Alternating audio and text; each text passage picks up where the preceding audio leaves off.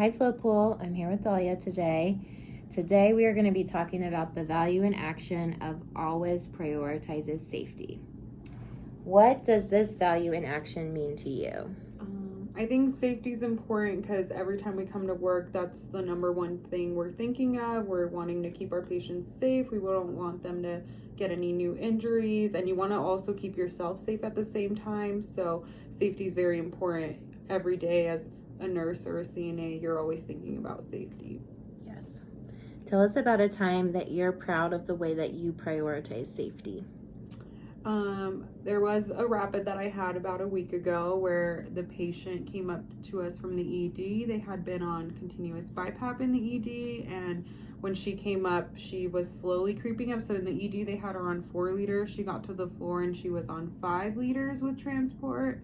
And then by the time we did vitals and everything, she started needing more and more oxygen. So we had bumped her up to 15. We went ahead and called a rapid with my new grad and just make sure we got as much help as we could to keep the patient safe from decompensating.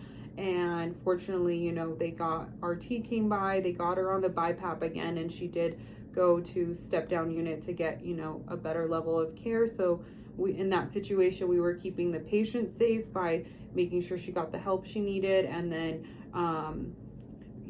just making sure that even though you're worried about a patient, you can always just respond first with a rapid and then get the help you need. Perfect.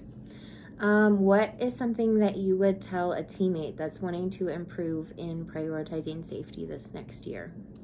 If you're wanting to improve your safety, I think you always have to keep in your mind safety first. So keeping yourself safe, keeping your patient safe. So whatever you're doing, as soon as you're walking in that room, whatever the task is at hand, just try to keep in mind what can I do to make my patient safe in this situation? Is there anything I can do additionally?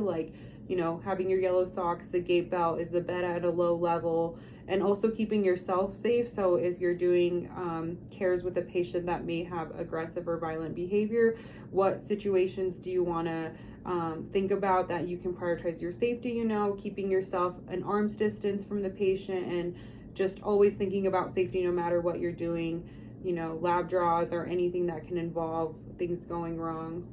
Great. Thank you. Everybody, prioritize safety.